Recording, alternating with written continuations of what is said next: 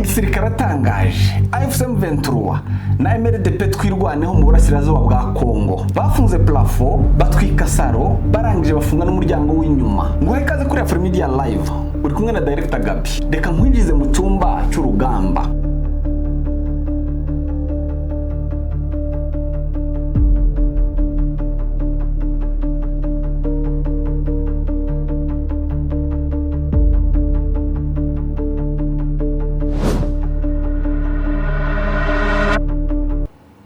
Uyu munsi tugiye gusesengura operation abahanga bise Operation Iron Ceiling. Ibyo muri kubona muri Kivu y'Amajepfo ntabwo ari ugusubira inyuma, retreat. Ni urukuta rw'ibyuma rwapanzwe n'abahanga. Reka nguhe roadmap. Muri iyi raporo yihariye tugiye gufungura gaseke dushire hanze amakarita ane ari gukinirwa munsi y'ameza. Igice cya mbere turazamuka misozi miremire y'umurenge aho operation Poezero yayobowe na Twirwaneho anda General Sematama kugira ngo afunge plafond burundu. Igice cya kabiri turamanuka Uvira turebe uburyo gusohoka muri Uvira ari uguparika ariko moteri yakije. Niki General Makenga we abivugaho. Dr. Kanyiki we yavyise ko twasohotse dupakinga.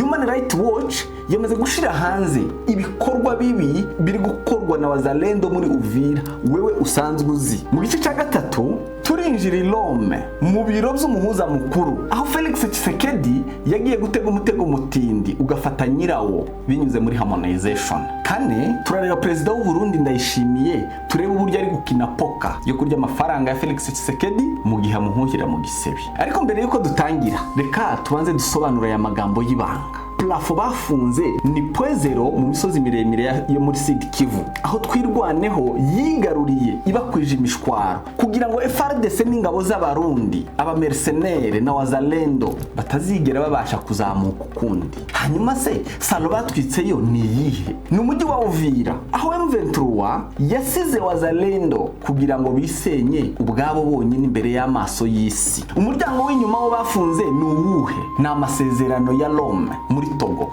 aho President Tshisekedi yisanzemwe amapingu yajanye agiye gufungisha AFC M23. Reka twinjire mu gice cya mbere. Twirwaneho muri Operation Iron Ceiling.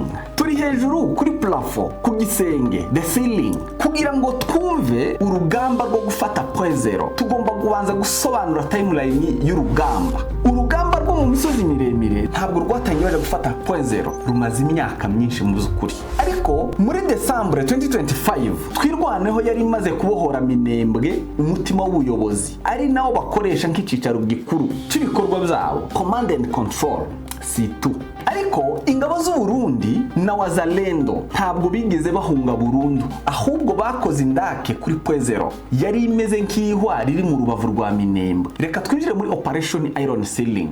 Igitero cyo ku itariki 15 na 16 z'ukwezi kwa mbere kuri Poezero nticari invasion isanzwe, yari Operation Iron Ceiling, Operation Plafond de Fer. Yari yobona Twirwaneho anda General Sematama Charles. Intego yari imwe gusa, gushiraho urukuta rw'ibyuma hejuru y'imisozi miremire muri Kivu y'Amajepfo, gusakara igisenge kugira ngo ingabo z'u Burundi zizongere kuzamuka ukundi nizizamura umutwe zigonga urukuta rw'ibyuma. Rugabo Doctrine twabyise ko ari Rugabo Doctrine kuko yabisobanuye mu buryo butangaje. Colonel Rugabo Fidel yabisobanuye neza, aravuga ngo gusenya zero byari nko gusenya Ruvunga ya kabiri. Avuga ko basenye defense 10 z'umwanzi kugira ngo imvura ya wazalendo itazongera kubanyagira ukundi, kubera ko zero ni point strategique ihambaye mu buryo bwa gisirikare. Abahanga mu za gisirikare nibo bakumva ibi gusa. Yabigereranyije n'igihe M23 yasanze ingabo z'u Burundi na wazalendo barubatse indake z'ibyuma muri Ruvunge. Rero gusenya zero ntibyari urugamba, byari ugusukura kugira ngo bihandura amahwa yarari mu mbavu. Morale turayihorana ega ntawareka kugira morale zero yaravuyeho ntawareka kugira morale igihugu cyose tugifite. Erega aho plateau nyine tuyifite gutya mu maboko yacu, gutangirira imirimba iriya hirya za Rugezi ukagenda ukagera igashama haja kugera ikaziba aho na hacu usuye ugafata urubariro rwose turarufite n'urwacu ugasura ukikonera haje Rurenge hose ni wacu. Aho plateau yose turayifite, hari hatugoye hari hamwe yari zero ubu nyine yabaye zero. Ikinyurano cha Poezero na Uvira iyo umaze gukubura inzu ufunga umuryango kugira ngo umwanzi atazagaruka. Kuri Munezero ntabwo bavuyemwo, ahubwo twirwaneho yafashe position zikomeye kugira ngo birukana abarundi burundu babakwiza imishwaro, hanyuma bo bahashira ibirindiro byabo. Ubu rero igisenge kirasakaye kuva Imirimba mu Rugezi kugera mu Rurambi Gashama. AFC M23 na twirwaneho MRDP nibo bahayoboye, nibo bahakontorora, biri mu maboko ya twirwaneho. Katuje mu gice cya kabiri, intambara yo mu mutwe n'impano y'ubumara. Birabera hehe? Hasi kuri floor. Mwibuka ya magambo ko twayavuze, umuyobozi wungirije wa AFC M23 akaba n'umuyobozi mukuru wa MRDP twirwaneho Dr. Fred Kanyiki aherutse gushira hanze ukuri, yabivuze neza, yemeje ko yari pressure, igitutu gikomeye cyane cyavuye Washington DC. Yagize ati badusabye ko dusohoka muri Uvira kugira ngo duhe amahirwe inzira ya diplomasi. Ibi byo gusubira inyuma twari tubimazemo hafi ukwezi kose turwana nabyo, kandi mu bantu babiri baganira nabo banyamerika ni njyewe n'undi mugenzi wanje umwe. Sibwo bwa mbere dusubiye inyuma. Ku mpera z'ibihumbi 2022 basubiye inyuma ibirometero birenga 70. Ati twavuyemo dupakinga, twapakiye ibyacu turasohoka, ntabwo batwirukanye. Ibi coordinateur Nangaho yavyise ko ari bonne foi, ni ubushake, ni ukugira ngo boroherane, batanga amahirwe y'inzira diplomatique. Strategic meaning y'ibi ngibi ni yihe? Ibi bisobanura ko gupakinga byari ukubaha protocol, kubera ko AFC M23 bagaragaza yuko bafite discipline kandi bubahiriza amasezerano. Turagiye ariko dusize imfunguzo hafi, ko ntibagiye kure mu misozi ikikije Uvira, baracyari hafi aho ngaho barayireba. Ku itariki 22 z'ukwezi kwa mbere 2026 Makenga mu magambo akarishi yagezaga ku bakadre aba officier muri College Alfajiri Bukavu, yabahaye gasopo ikomeye, avuga amagambo asobanura neza itandukaniro rya ARC n'igisirikare cya FARDC. Yagize ati ntimukase nkaho igihugu twamaze kukibohoza cyose. Aha Makenga yarimo gukebura abasirikare biwe n'abantu bose bo muri AFC kugira ngo batirara bakibagirwa mission. Aragira ati turacyari ku rugamba, tugomba kwitwara nk'abakiri ku rugamba, ku murongo w'urugamba, kuri battlefield. Strategic meaning y'ibi ngibi ni iyi. Ibi birasobanura ko AFC M23 itagiye kuryama cyangwa kugira ngo baje mu biruhuko, tibari mu biruhuko, tibari mu miji kwinezeza nyuma yo kuva muri Uvira, ahubwo bari maso cyane, bitwaje iki? Simplicity. Yaravuze ngo dufite simplicity, twiyoroheje. Yo ni mu magambo yiwe, imibereho yoroheje n'umurava. Kuyivamo si ugutsindwa, ariko ntibaturaje, twavuyemo dupakinga ibyacu ngabo zacu zikagenda, ariko duhaye abaturage bacu pole, mwihangane, ariko ni itegeko rimwe gusa aba bantu bategereje kugira ngo moteri yongere kwaka. Ibi Human Rights Watch yamaze gutangaza, yamaze kwerekana neza ko muri Uvira bakimara gusohoka hasigaye habamo akavuyo gakabije. Yagaragaje ukuri, izi si analyse ahubwo ni fact, n'ibimenyetso bifatika. Mu byo Human Rights Watch yamaze kuvuga, muri raporo nshya yemeje ko M23 kimara gusohoka hinjiyemo wazalendo muri Uvira, yahindutse isibaniro ry'ubujura, ubwicanyi, gushimuta abantu, kwica n'ibindi. Human Rights Watch ubwayo mbere y'uko n'abaturage bayibwira yaravuze ngo dufite amashusho, geolocated videos. Geolocated videos nabara ama video agaragaza ahantu ibintu byakorewe n'akanya n'amasaha n'uko byagenze, yerekana abantu bambaye gisivile na wazalendo basahura muri Uvira, mu biro by'abayobozi, ibiro by'urukiko, mu nsengero, yageze navuga no mu nsengero za metodiste, mu biro bya leta bitandukanye no ku cambu ca Karundo, aba barimo basahura. Umuturage umwe yabwiye Human Rights Watch, aravuga ati ubu dufite ubwoba bwinshi ko wazalendo bari kwambura abantu amatelefone, bakakurasa, bakakwica, bamaze no gufunga inzira zisohoka mu mujyi wa Uvira. Tunarudia tena saa ile kwa mbele tugomboa ile Uvira, biko napuza mabombe saa yote na tisa yote tuko nasumulia na nie mabombe iko natoka Uvira, iko nafuata Banyamulenge bene banakimbia. FARDC baisha ingia banaanza na bazalendo na bina batu bingine ba elema arme atuiwe kama ba FDLR kama banani, Banyamulenge banakimbia, baifika hapa kukamanyola bingaye munjia, biko na batafuta bauwe pale kunjia. Bari hagati y'inkongi y'umuriro n'inyanja. Kuri AFC M23 bahatiwe gusohoka mu mujyi wa Uvira. Uvira kugira ngo batange inzira ya diplomasi, kugira ngo leta isebe n'abambari bayo bakorwe n'isoni, bashirwe ku karubanda, ibimenyetso bifatika birahari. Ahasigaye bategereje yuko abaturage babahamagara ngo wazalendo ntitugushoboye kubana nabo, abacuruzi bo muri Uvira nibo bazabihamagarira nimugaruke, abanyamerika ntibagishoboye kuturinda kuko nibo babasohoye.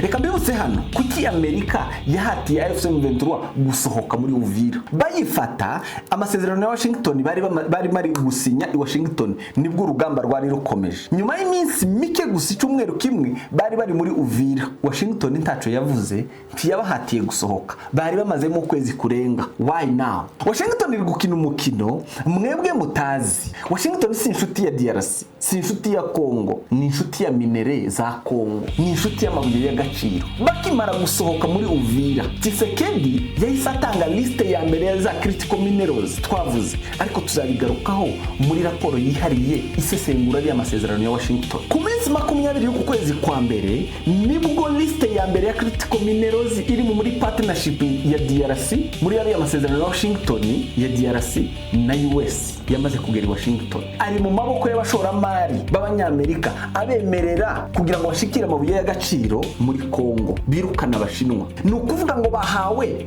right of first offer. Amerika rero yari mipushinga AFC M23 nimuve muri Uvira by force. Kubera iki? Kugira ngo bereke Tshisekedi ko hari ico bakoze nabo bazanire liste y'amabuye y'agaciro. Amerika ishaka gufinaliza agreement hagati ya Congo n'abanyamerika yo gucukura amabuye y'agaciro. Niyo mpamvu bimwe na bimwe ibiforcinga kugira ngo bikorwe, ibone ibyayo, inyungu zayo. Ariko sizabikora burundu, izabikora buri gihe. Nayikeneye AFC M23 kugira ngo ihoze Tshisekedi muri kona, nimushira muri kona atakira abanyamerika n'ubundi. Mu yandi magambo, nubwo yabona AFC M23 nk'umwanzi uri kuyangiriza inyungu zayo, ariko mu rundi ruhande niwe utuma uri kubashiriza inyungu akomeza kubahungiraho. Tuje mu gice cya gatatu, umutego umutindi wa Tshisekedi yijaniye Ilom. Mu biro bya Perezida Forengwa Sibe na chairman wa AU Yusuf, AU cyangwa se African Union yakoze ikintu gihambaye, itora aba elders, abagabo b'inararibonye bafite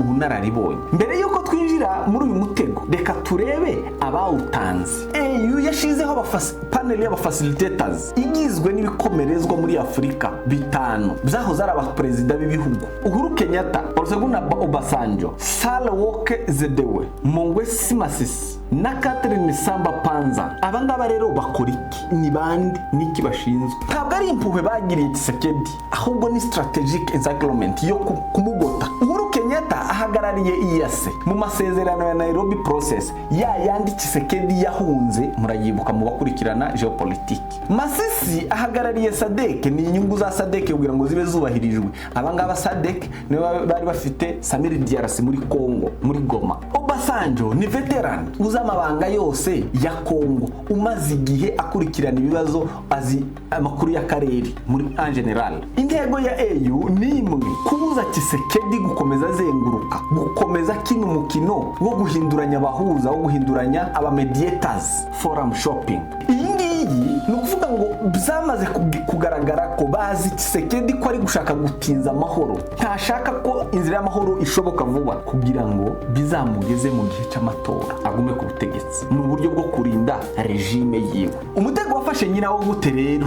Ni ijambo rimwe ryahinduye ibi bintu byose mu masezerano ya Rome abantu benshi batabashije kumva, ni harmonization. Iri jambo rikubiyemo ibintu byinshi, ni uguhuza inzira zitandukanye. Abantu benshi kibabashije kuryumva bagira ngo ni ijambo ryiza kuri Tshisekedi. Kuri Kinshasa ni umutego mutindi, ni umutego uteye ubwoba. Uyu mutego rero uteye uti: ni uguhuza inzira zose yari unified architecture. No kuvuga ngo Rome yahuje Washington Accord, Doha Framework, Rwanda na Nairobi Process. Bivuze ko Doha Framework Tshisekedi yahungaga yongeye kugaruka ku meza. Tshisekedi yari yarahunze Doha kugira ngo atazaganira, yavuze ko atazigera aganira na M23, ni umutwe w'inyeshamba. Nyamara harmonization bivuze ko ibi ibyemezo byose bya Washington ni ukurinda ubusugire bw'igihugu, bigomba kujana n'ibyemezo bya Doha. Kemura impamvu z'imizi mu gihugu indani, internal affairs. Umutego rero uri hehe? Kinshasa yemeye gusinya harmonization kuko ishaka ko ifata u Rwanda, ariko yisenya yemeye political legitimacy ya AFC M23 ariko itabizi, kubera ko iwabita abateroriste cyangwa aba invaders n'ubundi buryo. Ariko imbere ya AU AFC M23 ntabwo bakiri inyeshamba, babaye political actor ugomba gutegwa amatwi. Hari amakarita atatu rero yihishe ya M23 muri aya masezerano. Muri Rome M23 ifitemo amakarita atatu y'intsinzi ariko atavugwa arihishe. Karita ya mbere ni the Wazalendo dilemma. Amasezerano ya Rome asaba kwambura intwaro non state armed groups. Ibi bireba Wazalendo na FDLR. Tshisekedi nasenya Wazalendo azatakaza abamurwanirira n'abamutora, kuko abo ngabo nibo afite aho ngaho. Natabasenya azabayisha amasezerano ya AU. Kwica amasezerano ya AU bisobanura kwica amasezerano ya Rome. Kwica ya Rome bisobanura kwica amasezerano ya Washington na ya Doha framework. Cha kabiri ni buffer zone strategy. Uhuru Kenyatta yagaruye igitekerezo cha buffer zone ahantu hatari mw'ingabo. Kuri M23 rero ukusugutsinda ni de facto administration. Wakwibaza utse de facto administration ni iki kandi koriti? Reka duhere kuri de jure. De facto itandukanye na de jure ho buke. De jure ni by law, ni leta yemewe n'amategeko nka Kinshasa. Ifite itegeko nshinga, ifite intebe muri ONU, ifite idarapo ry'igihugu, ariko idafite ubushobozi kuri tere hasi kiya Tshisekedi. De facto, in fact, in process, ni ubutegetsi bw'ukuri cyangwa se buriho ariko butemewe n'amategeko, ariko bukora kandi bukora neza. Hakuri ya AFC M23 bigenda, tibemewe muri ONU, tibafite itegeko nshinga, tibafite amategeko, ariko bafite yabo bagenderaho, nibo bagenzura ubuzima bwa buri munsi bw'abaturage. Iyo M23 isabye buffer zone ibiri kugira ngo de facto authority komeze kubaho, muri realite n'abayobozi banyabo kuri teri nibo bashira ibyo barinza abaturage. Iyo tuvuga de facto administration rero turavuga ko Tshisekedi afite ibiro, afite office, ariko M23 ikagira ubutegetsi, ifite power mu maboko, ifite abaturage, nigenzura ubutaka, igice cy'igihugu baragifite. Uko Tshisekedi rero akomeza gutinza inzira y'amahoro, gukomeza gutinza inzira y'amahoro bifasha M23 AFC M23 gukomeza gucengera mu baturage. Uko system itinda rero niko isobanuka neza. Rome ishobora gutuma AFC M23 irekura intwaro, ariko ntabwo izigera irekura imisoro, ntizigera irekura ubuyobozi, ntizigera irekura system. AFC M23 yubatse shadow government, ni leta yigenga ikorera mu yindi leta, ikorera mu bice bayoboye. Rero hari inkingi zine zigaragaza yuko iyi leta ihari. Ni imisoro, taxation. M23 niyo igenzura imisoro yose ku mpaka ya Bunagana na Kitagoma. M23 niyo isoresha. Ikamyo ivuye Uganda yinjira muri Congo yishuye AFC M23 igahabwa receipt. Iyi resi M23 itanga yubahwa n'abacuruzi bose kuruta iyo leta ya Kinshasa itanga, kuko iyo uyifite nta wundi muntu kwaka amafaranga, nta barriere usanga mu nzira, nta muntu ugenda ubasoresha mu mihanda, nta ruswa, kugeza ngeze Goma nta muntu uramwaka amafaranga. Niyo mpamvu abatwara amakamyo bazikunda. Kinshasa ibura amamiliyoni y'amadolari buri kwezi asoreshwa na AFC M23 ni leta, ayo ngayo bakayashira mu bikorwa remezo mihanda n'ibindi. Kabiri ni umutekano, bafite order, amategeko. Muri zone za M23 nta Wazalendo bahari, nta kajagari. M23 ifite police militaire igenzura traffic. Ejo bundi kuba ari Goma bamaze kubona, wenda mwabonye amakuru, abamotari bahawe amakarita y'akazi, ibintu bitaba muri Kongo abaranga kugira ngo abafite nimero identique yiwe. Uruja n'uruza rw'abantu rero nibo babiyobora. Abashoferi b'amakamyo rero truckers bakunda inzira zirimo AFC M23 kuko nta blockade zibamwe, nta road blocks zibaka amafaranga kakuriyo ko mu mihanda ya FRDC. Ku bantu bazi muri Kongo ibi mvuga murabizi, ku bantu babaye muri Kongo ntabwo ari ubunyine, kuva imyaka yose FRDC bahorana ama road blocks, amabariyeri mu nzira. Muri AFC rero iyo mihanda irera, aho asoreye umuntu w'ikamyo aragenda yidegenza, ariko bagera mu bice bya leta bikaba ibindi. Gatatu, ubucamanza, justice. M23 ni ifungura amashuri, ni itanga amasoko ya leta, igenzura boda, leta igenzura ibintu byose abinjira n'abasohoka. Ni ukuvuga ngo immigration irakora, ibintu byose birakora, systeme administratif yose irakora. Umwanzuro rero AFC M23 ifashe nta handi hantu uja kujana, riba ari itegeko. Aho bari ni leta ikora nk'izindi leta, ibavyita shadow government. Kane ni serivisi za administration zose. AFC M23 ni itanga uruhusha rwo kwinjira mu gihugu cyangwa gusohoka. Biragoye yuko ushobora gutandukanya leta ya nyayo yemewe n'amategeko de jure na de facto kuri M23, kubera ko yemewe n'amategeko muri Kongo irananiwe tikora, ariko de facto government irakora, ni guverinema iri mu yindi guverinema. Nuvuga ngo Kinshasa ifite ibiro office, AFC M23 ifite igihugu mu maboko. Iyo AFC M23 ivuye mu miji ikaja mu misozi, maje nka Uvira ikaja mu musozi ureba ibiri kucunga, ntabwo yatsinzwe. Ni nk'abarinzi barinze wa mugi. Ikadi ya gatatu rero, the US hidden card, Amerika ntiyatsinzwe ahubwo yahinduye umwambaro. Washington Accord iri ndani ya Rome, Amerika iri nyuma ya Obasanjo. Kugira ngo Tshisekedi naramuka tumviye Washington Accord azumvira abayobozi ba EU cyangwa se abakuru ba Afrika, ico bise African Solution. Poya kane ni ikinyoma cy'amafaranga miliyari 5. Twibaza tese ariko se Tshisekedi ashaka amahoro, imibare irabihakana. Turebye muri budget ya DRC ya 2026, Tshisekedi yageneye igisirikare miliyari 5 z'amadolari, 30% y'ingengo y'imari yose iri gufinansa urugamba, the war budget. Ntabwo ari amafaranga y'amahoro, ahangaha ni survival strategy. Abasesenguzi aba think tanks bemeza ko Tshisekedi afite forever war strategy cyangwa se intambara idashira, afite diversion, intambara ituma abaturage barangara bibagirwa ibibazo by'ubukungu bafite mu gihugu, akatunga umwanzi wo hanze, u Rwanda, le Rwanda. Nubwo ngo u Rwanda ni urugome, nirwo kibazo Kongo ifite. Ariko se muri realite ibibazo bya Kongo bishingiye ku Rwanda, niko abesha abaturage mu mitwe, nabo injiji zikamukurikira. Kubera iki? Yabatunga umwanzi wo hanze, ariko ibibazo bafite ntabwo ari u Rwanda. Ikindi ni ku proofing kudeta. Aya ni amafaranga akoreshwa mu kugura aba mercenaires, mu kugura aba generale b'igihugu kugira ngo yirinde amakudeta. Ahemba aba generale, mbese abagura amafaranga menshi yo kugira ngo batawanyike baje mu tuzi tundi two kurwana, bahugire mu panga urugamba. Bagasura bakemeza ko abasesenguzi bagasura bakemeza ko nta matora hari, azabona impamvu yo gusubika amatora. Namara kubona impamvu yo gusubika amatora, azaba yitwaje cya kindi bavuga ngo ni etat de siege, ni ukuvuga ngo igihugu kiri mu bihe bikomeye by'intambara, ntabwo amatora yoba. Niyo mpamvu aya masezerano ya Rome atazigera ashoboka afaulu, ntibizakunda. Yaba ya Washington, yaba ya Doha, yaba ya Nairobi process, yaba Rwanda, ntibikunda. Mbibutse yuko Rome yongeye gukaza ikintu kimwe bise ni mekanisme imwe y'ibihugu bitatu bihuriweho. Angola nk'umupolisi w'abanyamerika muri Afrika ubungubu, uwo mupolisi n'ubundi afite abasirikare biwe boherejwe kuri tere. Ni komisiyo igizwe n'abasirikare 24, 18 ni Abangola, 3 b'u Rwanda, 3 ba Kongo.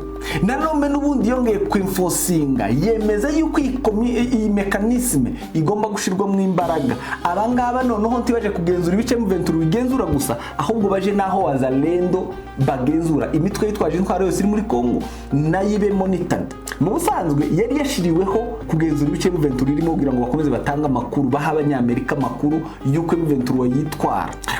Icyo nzi neza nuko M23 bazatsinda. Kubera iki?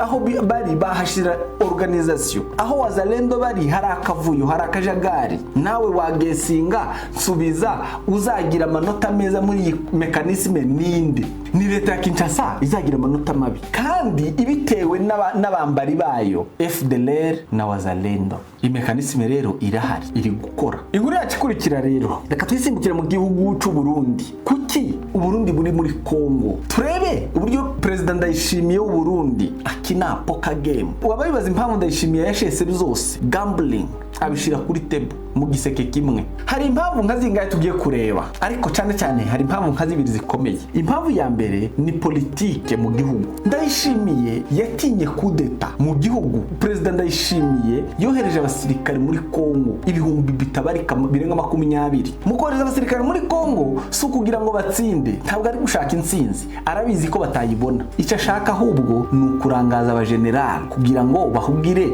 mu rugamba mu gutegura intambara, bibagirwe kuba bomutera kudeta mu gihugu. Impamvu ya kabiri ni kubahindura aba mercenaries, abacancuro, arabagurisha. Ubukungu bw'u Burundi buri mu marembera, buri mu kibazo. Kohereza ingabo z'u Burundi rero muri Kongo ni business ishobora kurokora leta yiwe kabakura mu kibazo. Ni ukuvuga ngo akora business yo gucuruza ingabo. Bishuza leta ya Kinshasa amamiliyoni y'amadolari buri kwezi. Bivugwa ko buri musirikare wo mu Burundi ahembwa ibihumbi 5 z'amadolari buri kwezi, amafaranga menshi. Ariko nubwo uyu musirikare uri ku rugamba tayabona, ntabwo abasha kumugeraho, ahubwo aguma muri leta ya Gitega. Leta ya Gitega iyabonamo ubuhumekero, ituma iyabonamo umwuka wo guhumeka, kubera ko niyo ahemba abandi bakozi bo muri leta, akarinda CNDD-FDD kugira ibibazo indani muri yo. Gatatu ni sympathy trap cyangwa se sympathization, umutego w'impuhwe. Leta y'u Burundi imeze nk'imbeba iyo umuntu asinziriye,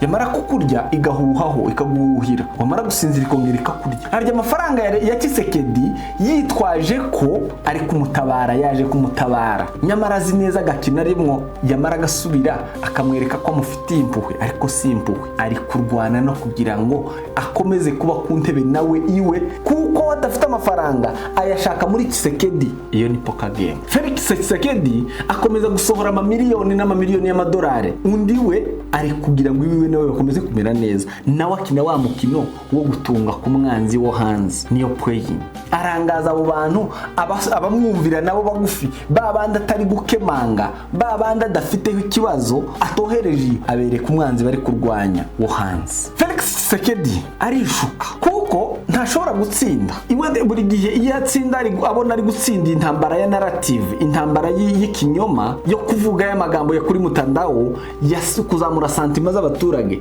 yibeshe yuko ari gutsinda, ariko si intsinzi. Ariko strategic control iba yatakaye, igihugu kiri mu maboko y'inyeshamba. Leta ntabwo byitwa ko iri gutsinda, ariko M23 iri gukina umukino wa winning by not losing, gutsinda binyuze mu kudasenyuka. Ubusanzwe kuri leta gutsinda kwayo, ariko dufatira urugero tugumane leta ya Kisekedi, tuyishire entre parenthèses kuri leta ya Kisekedi. Kugira ngo byitwe ko yatsinze, igomba kurandura umutwe w'inyeshamba burundu. Ku nyeshamba ho rero ni gute? Urugero ku nyeshamba nka M23 kugira ngo zitsinde ntizikeneye gufata igihugu, zikeneye gusa kugumana aho zifite, zikeneye gusa kurokoka, to survive, kugumana ubutaka zigenzura. Ibyo ubwabyo kuri bo ni intsinzi. Abibesha rero iyo banezerewe ngo wazalendo ngo bafashe umujyi wa Uvira, ngo leta ngo Uvira tombe, ngo leta yafashe, ntabwo yafashe. Inshingano zabo ni ukubaka naho bafite hose. Gusa ariko mwibuke ko Uvira sibo bayifashe, bayivuyemo ku bushake, kubw'igitutu.